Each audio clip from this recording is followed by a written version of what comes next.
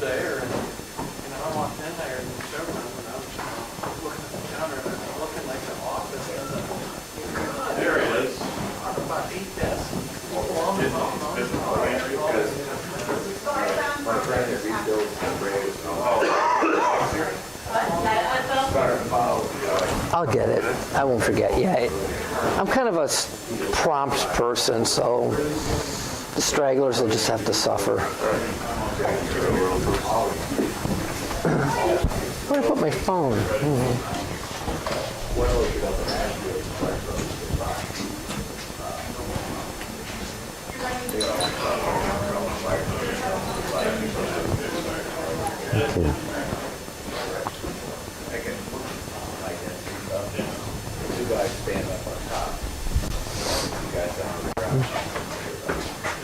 It went to sleep. Oh, yeah.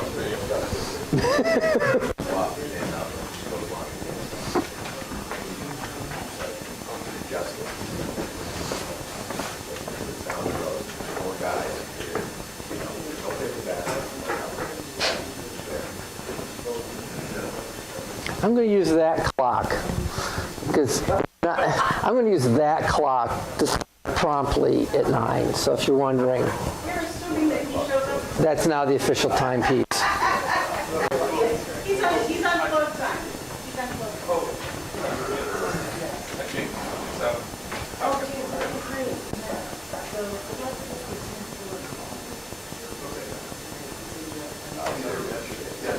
This is what I'm going to do.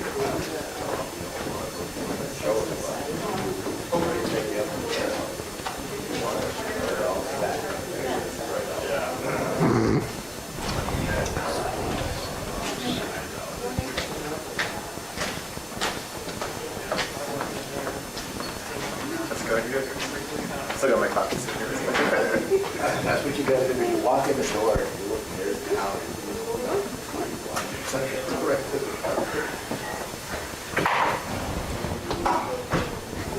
Not really complicated. That's how you see meetings for a long time. You know, before I start, I'm going to ask, well, I'll do this. Before I start, are there any commercial growers in here? Are any of you commercial growers? Okay, I just want them to bear with me. They've probably done all these mistakes and, you know, it'll be good for a chuckle, but this will be good. All right. After cleaning up, I was home at 12. So.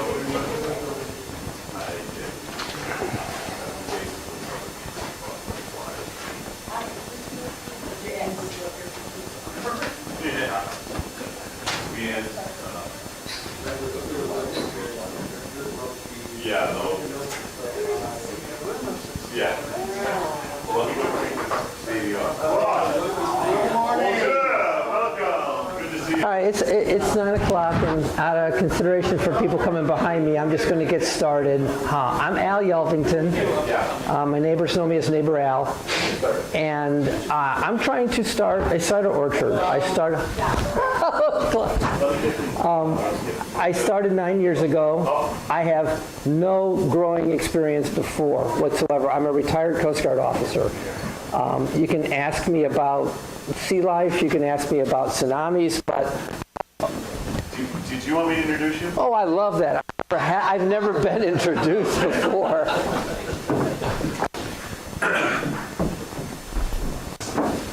Well, thank you everybody for getting up early and coming to our kickoff workshop. Al Yelvington is a Coast Guard retiree. Yes, thank you. And as you know, Coasties are the toughest part of the armed forces to get into. So, you know, he's been around the horn a little bit. And he washed up in Erie, outside of Erie, Pennsylvania. Close enough. And yeah, it's a little further west than that. But he was such a skilled navigator. It was a very foggy night. He was coming into port, and it was so socked in. He wasn't quite sure where he was landing then, and he just kept, you know, steering his boat in. It was so thick that he ended up on this farm. And so anyhow, he has like a lot of us, he's made a lot of mistakes in his life. But the difference is he's learned a little something. And he's going to tell us a little bit about some of the mistakes and some of the great trees that he's grown. And so we wanted to welcome Al. He's been with us many years here, and we're so pleased to have him here this morning. Al Yelvington. Thank you very much, Al. Appreciate it. Thanks. So, learning to kill, no, grow trees with Al, and that pretty well sums it up. Oh, wrong button. Here we go. There you go. Confession is good for the soul. So you guys are going to be like really cathartic for me. I get this off my chest. Every adult in this room knows you can break rules, but there's consequences. Okay? If you can live with the consequences, break the rules. It's just fine. What this is about is not to discourage you from growing trees. I want to encourage you. I want you to be ambitious about it, but I want you to go in with your eyes wide open. There's another talk tomorrow over at West County about the trials and tribulations of growing trees. I'm going to be there because collaboration is also good for the soul. So I just want to, keep you out of harm's way. That's really what this is all about. So Happy Dog Farm, which is named after the dog that didn't make it, but she's with me in spirit, is dedicated to cider varieties. I have only one fresh market variety in the whole group. They're all cider varieties. They're high density on trellis wire. It's not for the faint of heart. They're all dwarfing rootstocks appropriately, mostly Bud 9 and Geneva 41. And it's about passion, not profit. Don't tell my FSA loan officer I told you that. The profit died ages ago. And I will have paid off my farm loan when I start collecting Social Security. That's the goal. Why dwarf on wire? I'm not getting any younger. I'm 61. I want to see fruit, before I'm in my deathbed. So I just went with a quick, and also I have limited space. So this gave me density, and also I already have a labor issue. We'll get to that. I don't need ladders. I don't need all that accoutrement that's a hassle. So there were business decisions here. Yes, sir? When you say dwarf on wire, what kind of density are you talking about? How close is it? 4 foot spacing. I'm sorry, 4 foot? 4 foot spacing. What about your row width? Not far enough apart. And how far is not far enough apart? Well, it varies. The real issue with the distance between, there's a mechanical constraint and there's a light constraint. As the sun passes over your rows, you don't want one row shadowing the next row. Okay, that's a given. I really screwed up on one row, and my tractor just makes it down that row. So if you look at the other rows, I think I'm about 12 foot spacing on them. So as the trees bush out into the row, I'm not whacking them. So, very good question. That's a mistake I forgot to talk about, yeah. So I'm nowhere near cider days. Cider days is over here, and I'm over here. Now what's really important about this is what you don't know is that the Lake Escarpment, this is the fruit growing region where I'm at in Pennsylvania, because they have that buffer of the lake for warmth. Here, I'm behind it. I get minus 30 in the winter. Yeah, frosty. We went through a lot of firewood. And that matters for your rootstock. Okay, so the Bud 9, it's fine, Russian rootstock. The Geneva hasn't had to deal with that yet. We haven't had another minus 30 event like that, but who knows? So when you're picking your rootstocks, you really want to consider your climate. Okay, because that's a big deal. I don't know how well you can see this, but it's Google Earth. I have 2 blocks, this long one here and this one here, surrounded by deer fence. I can tell you that I have more money in the ground in deer fence now than trees. I still have more money in the ground in deer fence. Extremely high deer pressure. This was the first block, and this is a poster child for poor site selection. I never saw the property until I moved there. My wife bought it several years earlier. Oh, you're going to love it. It's at the bottom of a valley, cold air drainage straight down from New York, 6 inches of topsoil on top of gray clay, 1 foot of gray clay onto brown clay into gray clay, about 8 feet of gray clay on the shale. this is not an apple growing region. But I'm an idiot. I'm going to try. Okay? I'm going to try. So this was the first planting. Talk about that. This is the new planting. A lot of lessons learned, exercise, and new planting. Not enough, but a lot of lessons learned here. I actually have a dedicated well for this system here, so big expense for me, but the dedicated well, and there are manifolds that run through here. They're buried manifolds, because I got really tired of hauling water in the back end of a utility vehicle. This is the new planting area. I'm going to talk about it mostly. I'm working on a graduate project report, and he said, don't get worried about the graphics. I said, great. So, this is what he got for Scribble, for sample trees and things like that. But you can see the varieties I've got: Dabinet, Meadow Dwar, Chisel Jersey, Redfield, Golden Russet, Wixon Crab, love that guy, Yarlington Mills, Tremlett Spitters, Harrison, Wixon Crab, Yarlington Mills. Great cider varieties, all disease prone in a high disease pressure area. All right, so eyes wide open, and I'm learning. There's consequences. I've planted 425 trees so far. You saw those varieties. You'll see some varieties aren't repeated anymore, but these were the varieties I've planted so far. I will say Burgundy's a dumb apple. It's really pretty, but if you pick it within 5 minutes, it's aging in your hand and turns to mush. It's pretty dumb.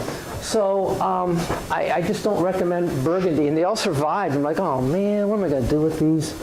And the sugar's not that great, so whatever. So, oh, and the Liberty, which is supposed to be the super disease-resistant apple, yeah, they all died the first year. I'm like, well, okay, they didn't get along well. They also attract Japanese beetles. It's a very strange one. Japanese beetles love them. So I said, I really have no use for this apple. Why so many? What survive? First of all, and this is the right thing to do, my background is in engineering.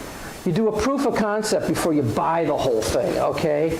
I planted 3 of each variety in that first section and did minimal treatments to them, and I waited. And I waited to see what lived, and I waited to see what died. Okay, so you don't go and buy 100 of a tree and find out they all die. I bought 25 Liberty because everyone said, oh, they're tough. Nah, I should have bought 3 because they all died. Why did I buy 3? Well, odds are 1 tree can just die because it died. So you get 3s, there's rules of confidence. If 2 of the 3 die, you probably don't want to go there. All 3 die. Of the ones that survived, all 3 survived. So it was a really good test bed for what I was all about. I tried different varieties and different rootstocks. Was it Geneva 16? Nah, they all just died. So that rootstock didn't happen. It got crown rot too easily. Minimal intention. My big problems: fire blight, Phytophthora, scab, voles. Oh, big time. The voles, chewing on them. You vogards are so stuff, and drainage, water. Again, remember, I got very thin topsoil and a lot of clay. Lessons learned there. 2, we're really going after the trees. Part of it was because of the drainage. It's a cold, damp area. G16 didn't work. Very high fire blight pressure. Yeah, great. Fire blight was running amok. And here's the one thing, too. When you get a nursery tree, a very young nursery tree, fire blight, it's not big enough to manage shepherd's hook. It stands there and it dies. So you really got to get ahead of that fire blight because you won't recognize it, because if you see a shepherd's hook, that tree's dead all the way down already. It just hasn't fallen over because it can't. So for me anyway, recognizing fire blight in seedlings, in young trees, is difficult. And by the time you pick up on it, they're dead. So you've got to get ahead of it. Crown rot was a problem because it was very wet, and worked on that through a combination of rootstock and the like. So out of 301 trees, I planted 425. I have 301 now. So that's kind of expensive high mortality. I wasn't really happy about that. Part of it is there's a lot of expense too. You've got to go out in the orchard and they're dead. You got to get them out of there. So you just went through all the labor to plant them. Now you got to go through all the labor to rip them out again. because every one of them is a festering wound, spreading pathogens through your orchard. You've got to get them out of there. So, wine sap, nice apple. Burgundy is dumb. It survived. There's something to be said for that, right? Redfield. It adds color. It's a so-so apple, but they're tough. I mean, they're all doing pretty darn good. So I'm just really grateful that I found an apple that is a cider variety that liked it there. In Grimes Golden, which is actually a really, it's kind of promoted as a cider apple, but when you're walking around, it's fun to munch on. Planting number 2, that bigger block, I told about Meadow Dwar, very fire blight inherent apple. So you got to keep an eye on it. Chisel Jersey, Redfield, Dabinet, Treblin's Bitter, the Geneva version. Wixon's Crab, Young Golden Russet. I've had mortality in there with those trees. I'm not going to give you all the numbers. But the things I did are helping a lot, and I'll tell you about those. What went wrong was site selection. If anyone takes an orchard planning class, they're going to say the most important decision you're going to make is site selection. My family did not take a class in orchard planning. So I was faced, it was an old hayfield.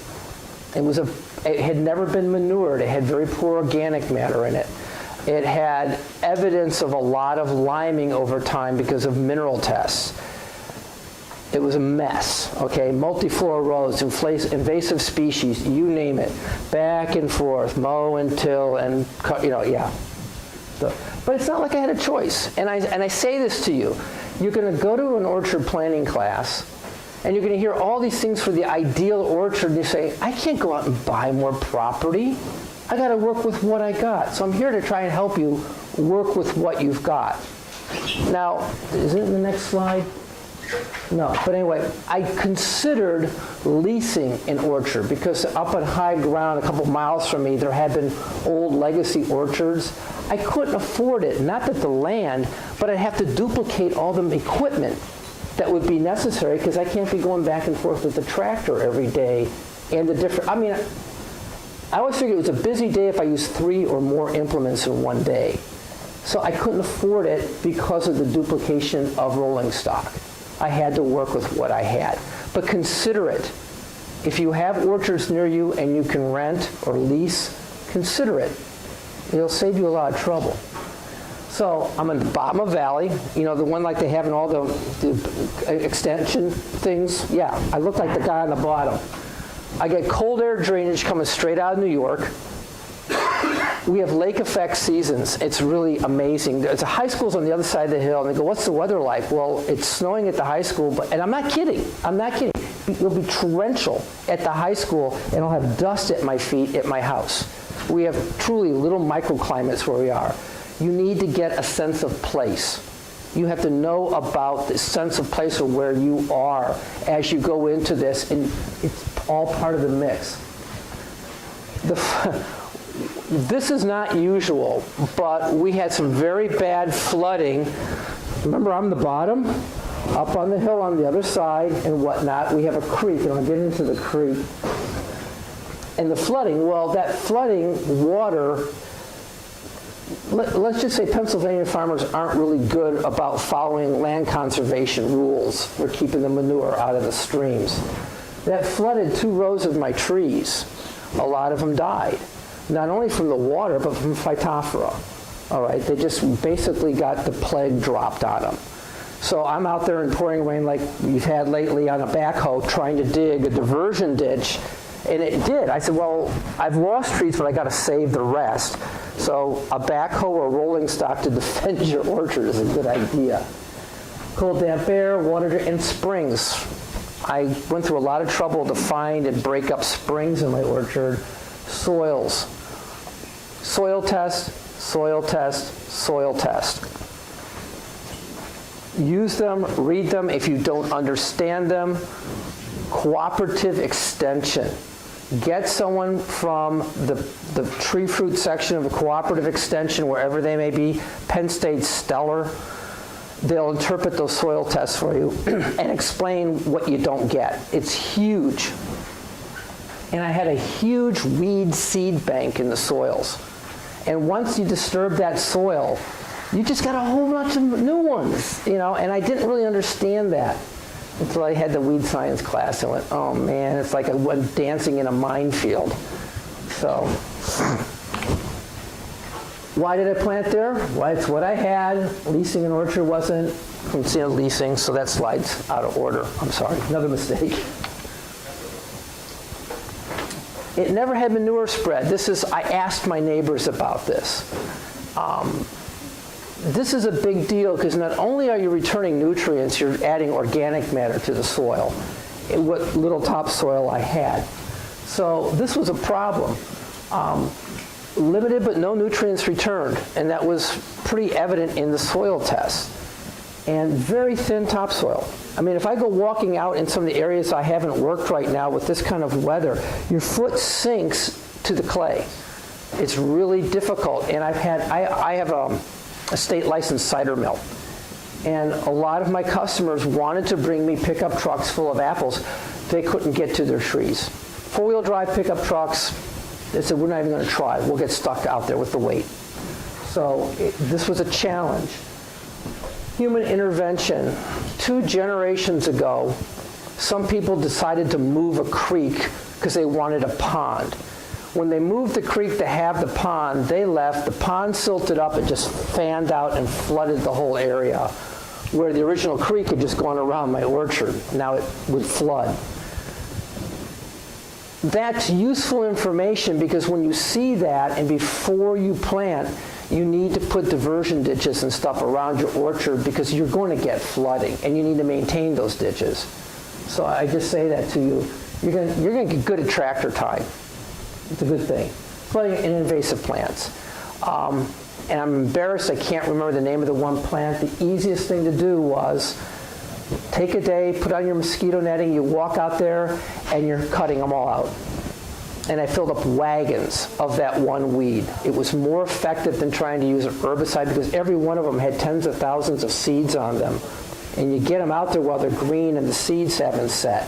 Get those weeds out of there before the seeds set. And then you can fight the grasses and the broadleafs, but some of those nice big tall, just get them out of there. Soils.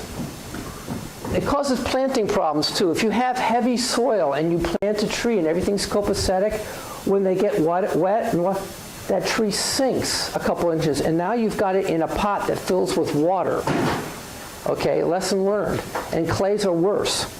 So when you're planting, you really want to make sure that that graft union, that fist, that whole thing, you want that really up. You want that thing up. Poor drainage gave them wet feet. And there's that Phytophthora infections. Flooding is flooding.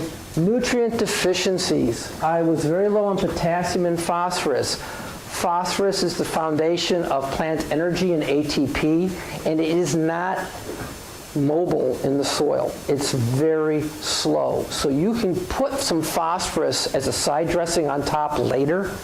It's going to take years to get down to the root system. So you need to do these amendments before you plant your trees. I'm learning this. Do it beforehand. The thing I would recommend you do is you're going to mow it short, get all the weeds out you can. You're going to plow it, turn it, till it. You're going to put fertilizer in there. You're going to amend it, and then smother cover crop. I used a lot of buckwheat, But the whole idea is they grow faster than the weeds and they shade out the weeds. And it gives it some time. Don't be in a hurry to make a mistake. Think 3 seasons ahead. If you're going to plant a lot of trees and make a big investment. 1 or 2 trees, you're fine. But if you have 400 trees, don't be in a hurry. And I wasn't in a hurry, but I overlooked some really red flags. My mistake. Again, the problems. Pest pressure, huge weed bank. Mostly sedge and foxtail now. Multiflora rose. Do you have multiflora rose here? Oh, yeah. It's our friend, right? Goats like it, but they'll eat your trees too. The big thing with the weeds is they're going to steal nutrients from your trees if they're around your trees, and they're going to inhibit ventilation, which is going to really increase your fungal diseases. So Michael Phillips and I would not agree, but I like my bare strip under the trees. For me to put down mulch under that many trees, I don't have the money for it. I mean, that's a triaxle of mulch and then the labor to put it out there. So yeah, I'm using herbicides. I think I'll talk to you about it. It provides shelter for voles too. Voles are not your friends, and you can't have enough cats to keep the voles away, and you can't have enough raptors. So vole guards are a really big deal. When you're budgeting for your trees, throw in like $1.50 a tree for the vole guards. Those white spirals last for about 3 years, but they should never get, as the trees grow, don't ever get it so they're actually touching the bark, that they're getting snug. I was visiting a friend in Canada. She had insect infestations under all of her vole guards, and they were working on the cambium layer of the trees and killing them. So they provide refuge, and that's where you want to go for those open mesh style after that. The white ones are the cheapest and easiest when you're doing a lot of trees. They reduce air circulation. You don't need that. You want to keep leaf hoppers. Hopper burn was new to me, and it wreaks havoc. You get that first spring storm comes up, and they're apparently, they seem to be mostly nocturnal, because when I was spraying one time, I never saw insects. Hopper burn. Well, it was 95 degrees in the orchards, and I'm not today. Wind died down. It was dark. Yeah, I got lights. I hit the light out there.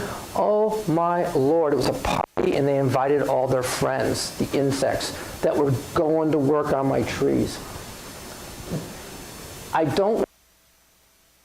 get beneficials, but there's a balance. There needs to be a balance, and the beneficials were not showing up on time. And I mean it, they don't. There's reasons for that. Hot, dry weather and lady beetles don't go together. They don't like it. But the aphids are doing damage. I'm sorry, the aphids must die. Japanese beetles, they'll defoliate your trees. I don't spray for Japanese beetles. If you're in, they all say, well, Japanese beetle traps attract Japanese beetles. Yes, that's the point. That's what they're for. It's where you put them. When you have acreage like I do, and you can put them 50 feet out away from the trees, the first year I was collecting 2 gallons of Japanese beetles a day. I tell you, that smells really bad. Okay, I was doing 2 gallons a day. I'm now at a maintenance level. It's really easy peasy. This year I saw 4 beetles in the orchard. So they do work, and they get you out of a spray cycle, which is good for the environment and good for your wallet, because sprays are expensive. Aphids. I get all these people telling me, no, aphids are good. No, not really. They leave the honeydew behind, which causes fungal infections. They're doing puncturing wounds, which are infection points into the trees. The one thing with aphids is they're kind of hard to see unless the sun's coming through them at the right angle. They're going for that new growth. They'll stunt a tree because they're attacking the new growth. But you'll see the column of ants going up and down. You know, like the Woody Allen movie thing? Yeah, you'll see all the ants going up for their aphid beer. Once you start seeing the ants, that's when you really got to start paying attention to the new growth, the apical growth. And you'll see them. If you don't have a big spray, you can just use oil or something and just spray those touch points. If you've got a lot of trees, you're going to have to get on the tractor. But in the beginning, I had a 5-gallon solo, die, and it worked. Deer. Who's got deer? Yeah, I love it. I love asking that question. I know the pay me now, pay me later thing. It was a significant expense. I had like $8,000 in deer fence. What I need and what you need may not be the same. West Virginia's got a great extension circular. Most of the states, the eastern states, have very good circulars on different types of deer fence construction. Take a look at them. Find out what's appropriate for your location. But mine's 8 foot high with high tensile electric with solar powered 1-joule chargers on them. The lesson learned is that even with 1 foot spacing a fawn will walk through them. So the peanut butter on foil trick, who knows it? Yeah, all right. You bait the fence, you turn the fence off first, then you put foil on it, and you put peanut butter on it, then you turn the fence back on, and you'll train a couple dozen deer to respect the fence, okay? And they'll tell their friends, and it does help quite a bit. This last summer was the summer of my graduate project. Everything was going so well through the winter. I was checking. You see the tracks in the snow. They're all going around it, and all of a sudden, somebody got in there, and they probably took about 25% of my apical buds off. And I'm like, oh, what can you do? Well, you can't do much about it except that I'm in a panic mode. I can't afford to lose more. So I'm out there on my hands and knees in the snow and the mud, pulling more wire. You don't want to do that. So definitely from the waist down, you want to keep those wires tight. Up higher, they're more psychological. They're just there. Bull guards, I buy them by the case. They're cheaper. I get them from OESCO. They're not inexpensive. They're just cheaper by the case if you're doing a lot of trees. And in this case, I know they're going to wear out, and they crack, they dry. I can still go get some more. So I don't buy just enough. I buy some good inventory management. Weeds. Don't feed the weeds. Everybody, don't feed the weeds. What happened here was there had been a pre-emergent down. After the so I had a nice strip there. I put down side dress fertilizer. Heavy rain washed out the pre-emergent. The weed seed saw the fertilizer, and I'm not kidding when I say the weeds were taller than the trees. A well-fed weed is an amazing creature. And the only way, you can't use a string trimmer around these little trees. You'll just whack it. I'm on my hands and knees with a sickle. I hired 2 Amish young men to help me. They worked for me for one day, and they said, no way. And I'm like, I wore out the Amish? How did I do that? And I'll tell you, I'm 61. This was not a good time. So weed management is a big deal. Talk to your extension agent, learn to recognize the weeds, know which ones you've got so you know what the effective agents are. If not for ecological reasons, for financial reasons, you want to do just enough and no more. Pre-emergents are a wonderful thing like that because they just keep the seeds from germinating. All right, and it's not like other agents. I do use glyphosate. I use that as a burn down. So if there's something that's already emerged, they're dead, and you want to stay ahead of it. Lesson learned, the best time to get ahead of weeds is in the fall. Mow it, put down your herbicide and a pre-emergent to get you through spring. A short-lived pre-emergent like Casseron, perfect. So that buys you time in the spring. You still have a clean ground. You want to pre-treat it again when the ground's clean. You don't want to wait till the problem comes back. Then I use a product called Tsunamis, which you may only apply once a year, and it lasts all season.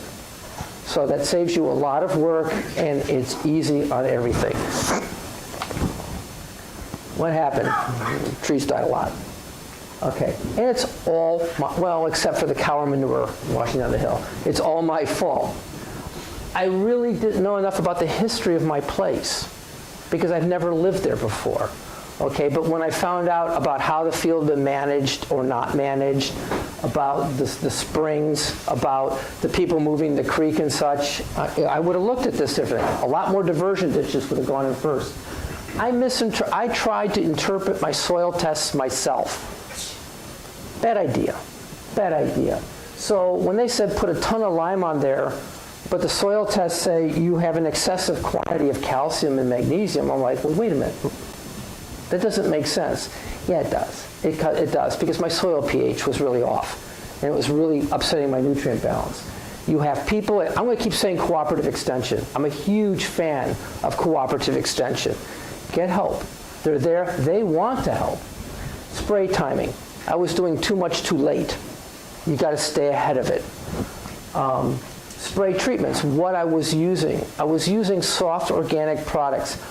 I like soft organic products. I still have soft organic products.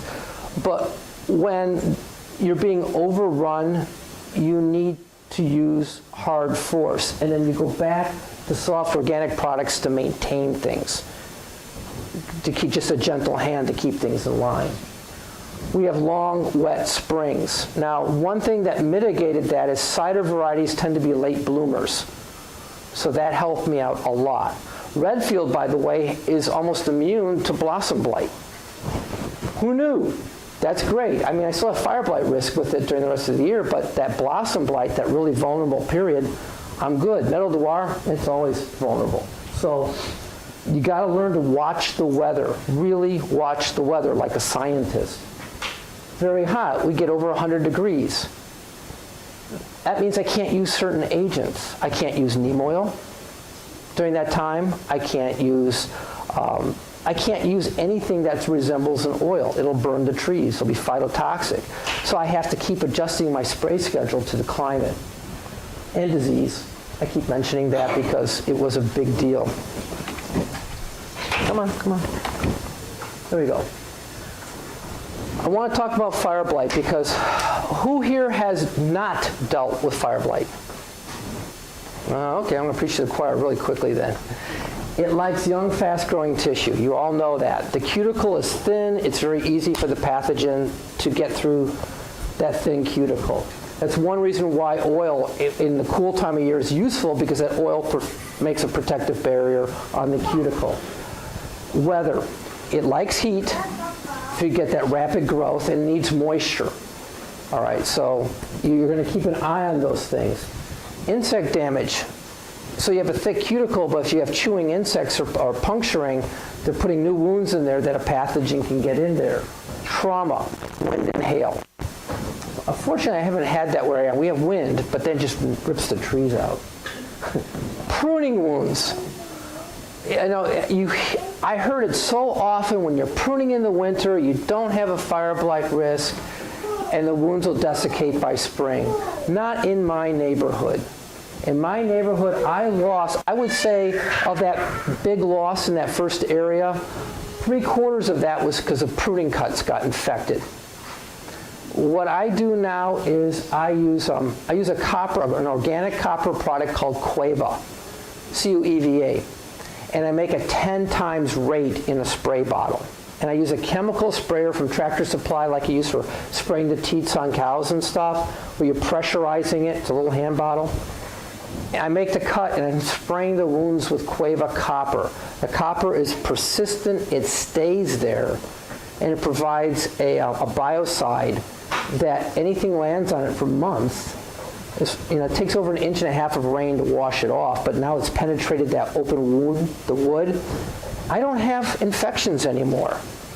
So all this thing about bleach or alcohol, I'm sorry, I don't care. I'm using copper. Copper is very effective. All copper is not created equal. I'm recommending Cueva. It's the chemistry of it, it's a slow release. Too much copper will knock the leaves off a tree. Okay, it's phytotoxic. It's a general biocide, which means it will kill the tree. Used in moderation, just like alcohol. Alcohol in moderation is a good thing. Too much in alcohol might be a bad thing. So, but I have found the Cueva to be a really nice. If you can't, I get it in 2.5-gallon jugs. If you can't find it, you might be able to get a neighbor who's using it to just make your spray bottle for you, and then label your bottle. But make sure it's a mix. It's illegal to transport the concentrate in an unlabeled, unoriginal thing, but if it's spray mixed already, you're good to go. If you have a spray permit, which I do, you have to play the rules. This is my number one, really going to preach to everybody. Get familiar with Mary Blight. Mary Blight is a software application. It's out there. It's free. It was developed through a 4-state consortium of pathologists. Every day you collect your high and low temperatures. You record how much rain fell, and you plug those numbers in. And if you see the forecast coming in, you can do a forecast mode, and it will say, you're about to get nailed with an infection period. And that's, remember I said timing, you want to get ahead of those infection periods. Mary Blight will help you do that very predictably. Nothing's a panacea, but it really is good at what it does. I have and my website will be up here later. I have a Stratus rain gauge, just nothing, not one of these tip bucket fancy battery powered things, forget it. It's a rain gauge, but it's good to 1/100th of an inch. And it can measure, it can take in a full foot. It's really a cool rain gauge, Weather Service approved. So every morning, if it's raining, I don't care, I trudge down there, I read the rain gauge, I dump it out. And I have a Kestrel data logger, which is this little keychain thing that they make for a different market.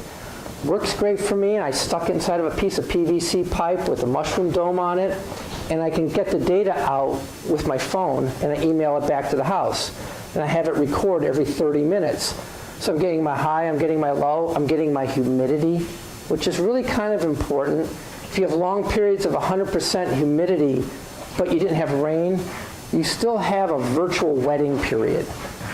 And wetting is not really good for apple trees. That's why they grow so well in Washington State. They got that nice dry climate there, because fungi love growing on your apple trees. So I really want to push Mary Blight. You don't have to go out and buy a fancy Davis weather station. Forget about it. The little Kestrels, they're sweet. They use a coin battery. Whether it's Android or iOS, you can just pull the data right out of it, email it home, and put it into an Excel spreadsheet. And if I have kind of common weather, I can eyeball it, and then at the end of the week, I put the real numbers in there. It's really pretty easy peasy. You want to be proactive on your spraying. And that's what these tools help you do, because you want to anticipate problems. You say rain's coming up. You put that in there with the projected temps, and it'll say, oh, you're about to have a major infection period, or your pressure's high. You do an application of whether it's copper, sulfur, streptomycin, I've seen all these things. These are 2 antibiotics that are approved for agricultural use. We have no evidence of antibiotic resistance in Pennsylvania yet for fire blight. But there's other solutions, regalia.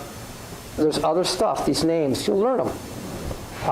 You want to get ahead of that. You want those trees to be protected. Even if all you got is oil and it's not going to get too hot, it's still a barrier between the tree and the pathogen. You kind of want to, there's a window for fertilizing. You don't want to promote a lot of vigorous growth during high infection periods, because then you have all that soft little leaves going, hit me. No, you don't want to do that. So you're going to wait until you're out of blossom and things like that, and the weather's drying out a bit. But don't fertilize again until after July, because you want those trees to go to bed. It's like giving your kid Coca-Cola and telling them to go to bed. No, it doesn't work. So you give it to them for lunch, and then you stop pushing the sugar and the caffeine, and eventually they'll go to bed. I'm still having troubles with my trees getting terminal bud set before the first snow. Terminal bud set is when they stop growing, so it kind of messes things up. If you see a fire blight strike, and you will learn to recognize them, tragically, you'll see them. You cut it out that day. You cut it out that afternoon.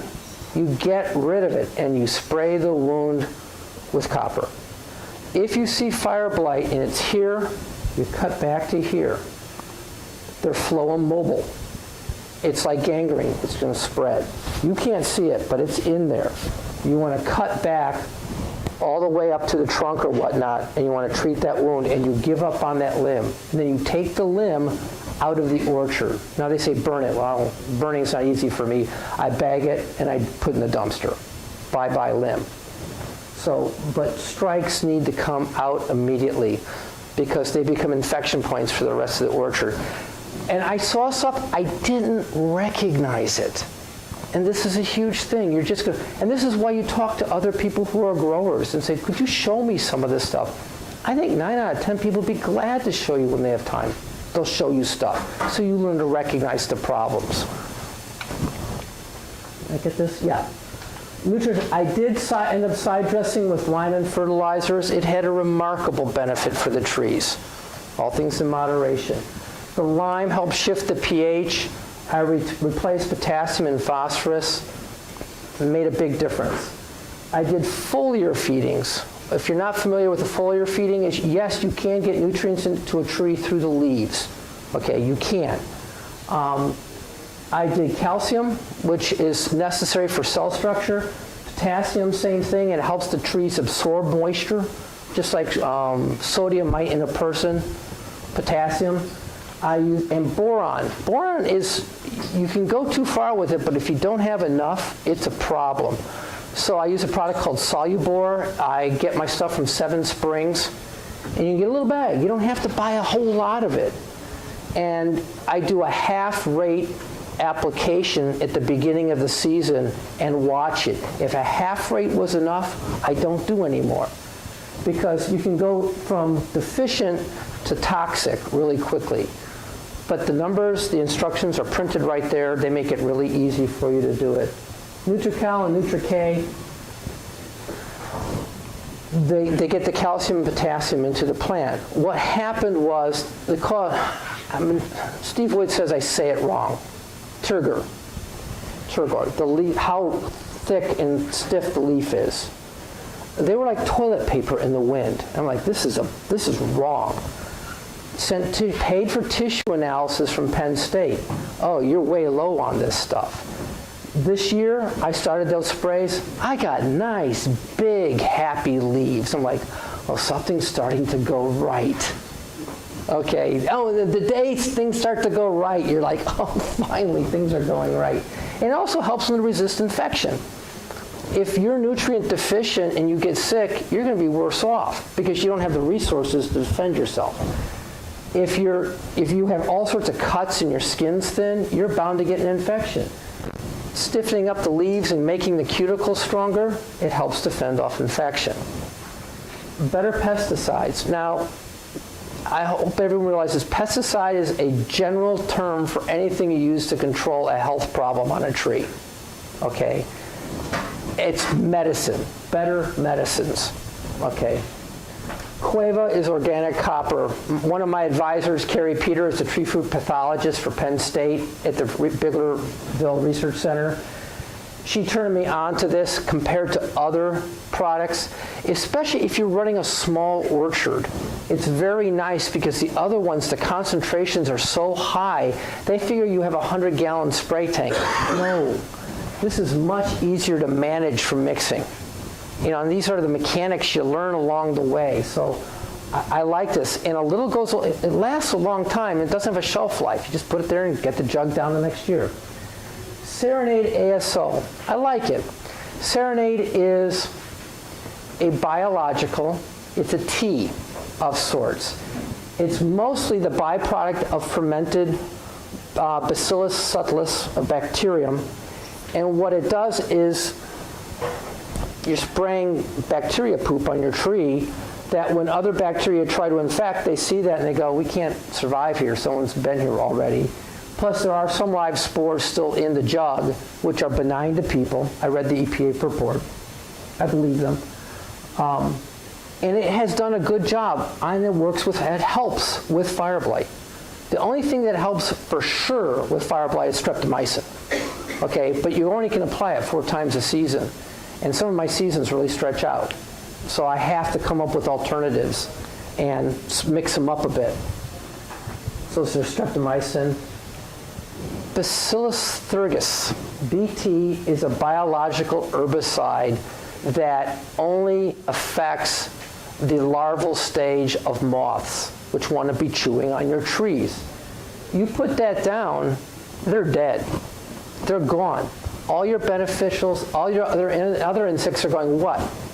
It doesn't affect their biome at all. So it's a really remarkable product. I like it a lot. Yes, I use 7, which is called carbaryl in the trade.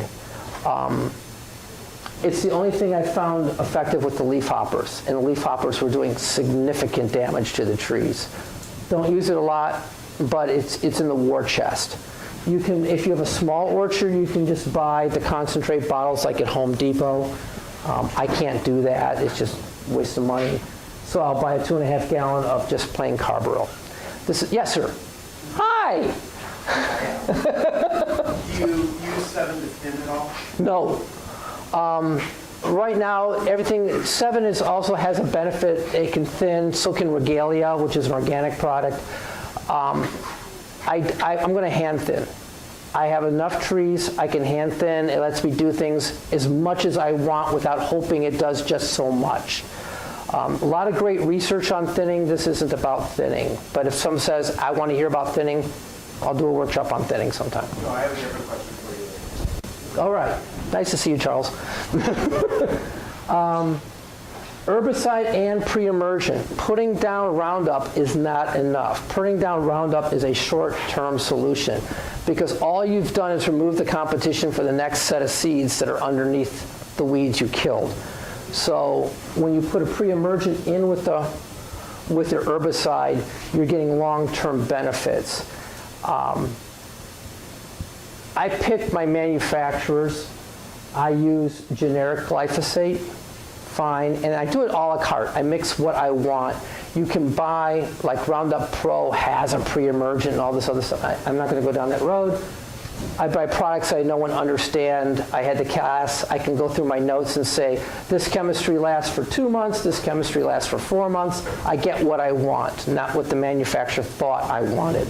And I save money because those brand name products do cost more money. What helped?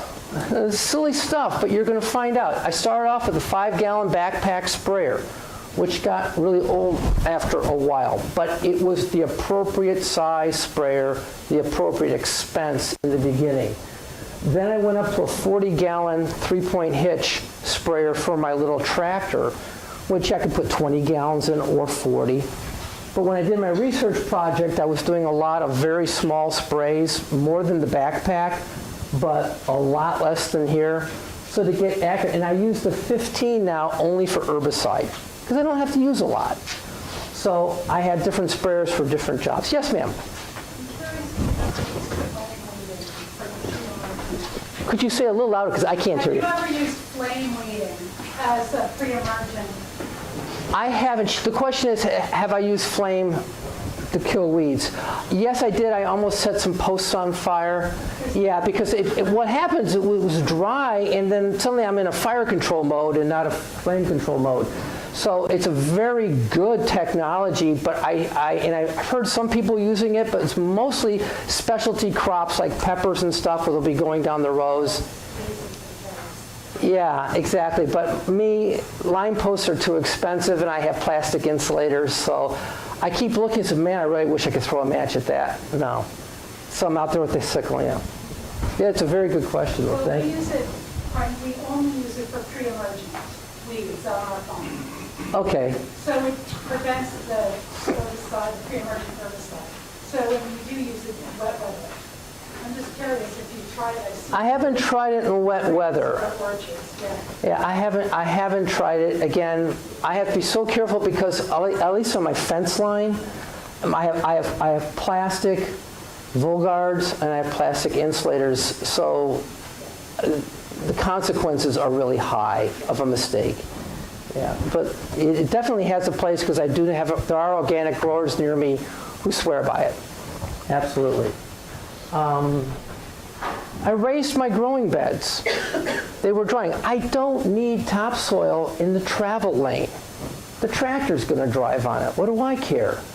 So I spent a couple days with the back blade and whatnot, blading all of the soil out of the travel lane up into the growing lane so the trees are riding higher and they have drainage and they also actually have more topsoil to spread their roots out into. That worked. It's a good solution. It's labor intensive. If you mound, it will slump over time, which is a civil engineering term maybe, but it will slump. They'll flatten out, but they'll still be higher than the travel lanes, and you're going to see the top out of the snow first thing in the spring. And you're going to see the travel lane filled with water, but your trees won't be suffering for it. That really did help. I actually had a guy come from Penn State, came up to visit, goes, I have never seen anybody do that before. That's different. It works. It does work. So if you have the reason, and you don't have to own the equipment, you can get a field fitter to help you do it. Because you only have to do it once. All right. I did put in a dedicated irrigation well and a drip system, so I have manifolds underground and all this stuff. Some people are asking me, was that truly necessary? Because clay does hold moisture pretty well. All I know is when I saw cracks that I could measure down to 2 feet in the ground in the summer, I didn't like that. Okay. Plan B is if I can't get trees to grow in some areas, I will do vegetables and other things. That irrigation system will not go to waste. It will just get repurposed for a different crop. I cover cropped and I tilled to add organic matter, the buckwheat and some clover. Definitely helps. It suppresses weeds, and then at the end, I go over it with a brush cutter. I till that mass, that biomass into the ground, and you can do 2 rounds of buckwheat in a year, in a season. And I do it again, and I do it again. You still need fertilizer and whatnot, but it's adding that tilth. It's loosening up the soil, and when you got clays, you need something on your side. It helps a lot. Got smarter. I got tight with Penn State Cooperative Extension. I talked to Cornell also, and since I'm a Virginia Tech student, I get to talk to Virginia a lot. It really helps. These are really nice people, really smart people who really want to help you. Get to know your cooperative extension system in your state and the states around you. In my case, although I'm in Pennsylvania, I get a terrific amount of help. My climate and growing zone is New York. So it may bother them, but I call Cornell. Like, what's going on here? Get a sense of place. Virginia Tech, I'm in the OMALS program, Online Masters in Agriculture and Life Science. It's helped remarkably. It's filled gaps I didn't know I had. You learn to see things. It's like that art appreciation class you took. Remember? Or the music appreciation class you took. Oh, I know what that is. I got a private applicator's permit. I use no restricted use pesticides. I don't need them. But what that does is a couple things. It makes you smarter about how to use sprays economically. That is just enough. It also makes your insurance agent happy, because it shows that you're trained and you know what you're doing and you're not going to poison your neighbors. So it makes your insurance agent happy. I do recommend you go through the training, get the ticket. I use Mary Blight. I use Mary Blight. I use Mary Blight. And I made my own little poor man's weather station. The only thing my weather station doesn't do, and I got a friend who's doing an Arduino solution for me over the winter, is it doesn't record wetting periods, which is a necessary for apple scab. So I wing it. I just wing it. How long was the tree wet? A lesson learned on that, I want to touch on it. Every time you spray your trees with something that does not contain an antifungal agent, you're increasing the risk of infecting your trees. So it's not a bad idea to be tank mixing an insecticide with an antifungal, because you don't want that wetting period to promote infection on your trees. Not always easy, but if you know the trees are going to dry off in an hour because it's really hot out, you haven't got a problem. But if you've got cool, damp weather and you're spraying, you always want to keep fungal in the back of your head. Do-overs. Get the soil test right. Really check the soil tests, get them interpreted by somebody, treat the soils, amend them, and then do the soil tests again next year or the year after that. Remember, you're not in a hurry to make a mistake. Oh, this will all be up on YouTube with the slides later. Replace the nutrients. Cover cropping does not replace nutrients. So they can say, oh, plant these plants and you'll get your nutrients back. No, you won't. If the nutrients weren't there to begin with, you're not going to create them. The only thing you can put into the soil is nitrogen. That's pretty much it. You need to replace. If you want to use an organic solution or you want to use a conventional solution, I will just say potash is potash is potash. The reason they don't go for an organic label for it is why waste the money? They dug it out of the ground, ground it up, and put it in a bag. It's as organic as you can get, and it's Canadian probably too. It's very polite fertilizer. But do replace the nutrients and have some affirmation. You're never going to get it spot on. Just get it good enough, okay? Soil pH is also important. Check the pH numbers against what your target is recommended by the state.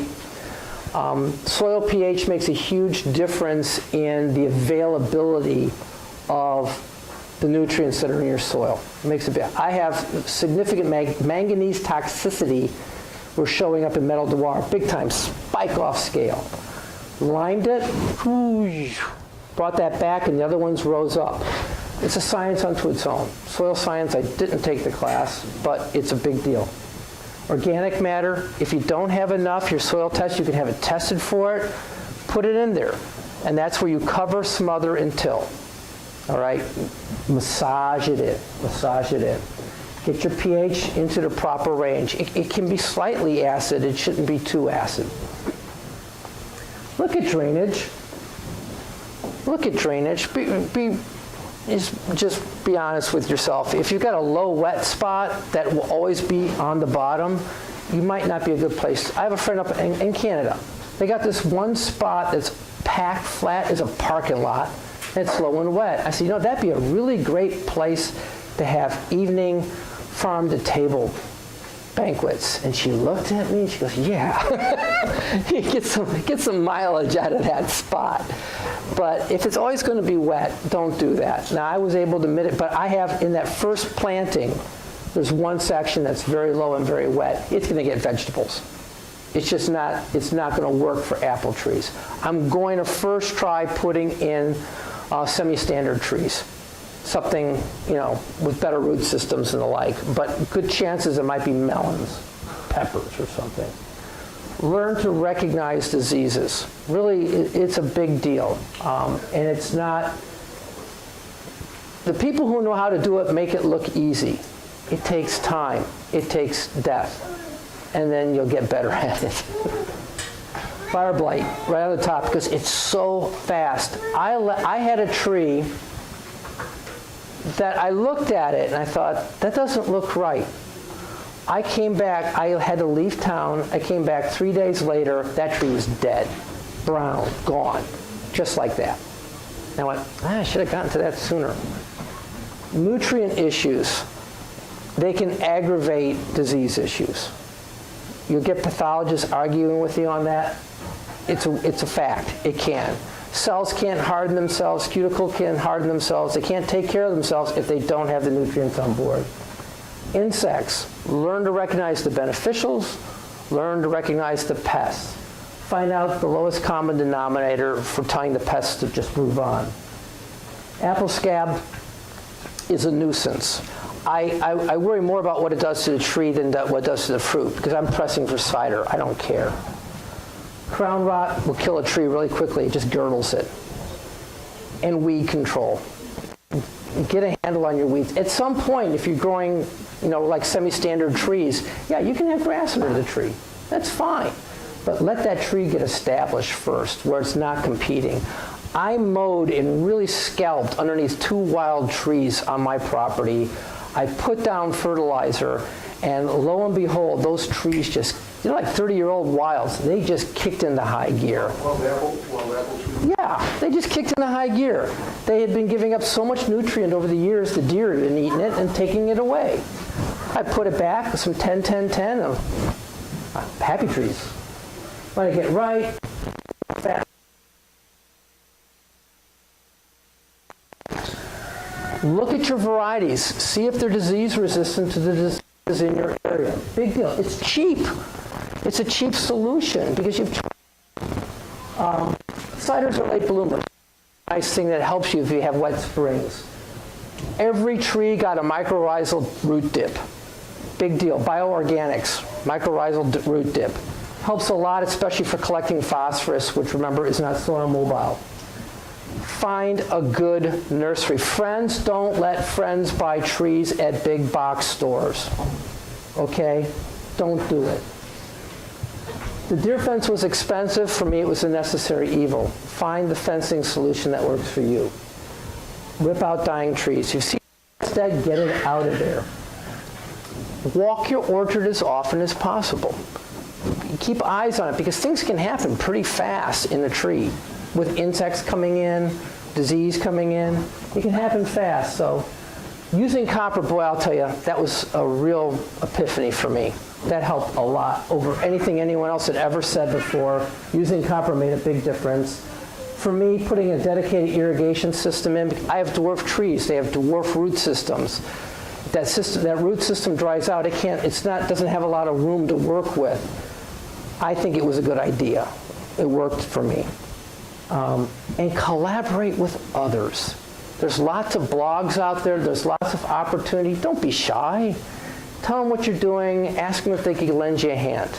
We're building a nice little community of people who have wild groves or they're planting trees near where I live between me and New York. We're all having a good time. So I'm going to move a little faster. Get a sense of place. Bottom line, don't be in a hurry. Timing. Learn when things happen. Get a sense of that. Frost, bud stages, high and low temps. Get a sense of that. Learn to recognize problems. I'm going to jump. I love soil tests, seriously. Okay, that's my YouTube channel. If you write something down, that's my website. That's my tweet. And feel free to reach out. By the end of next week, this presentation will be up on YouTube with full screen of the slides, and then this audio voice. Are we good?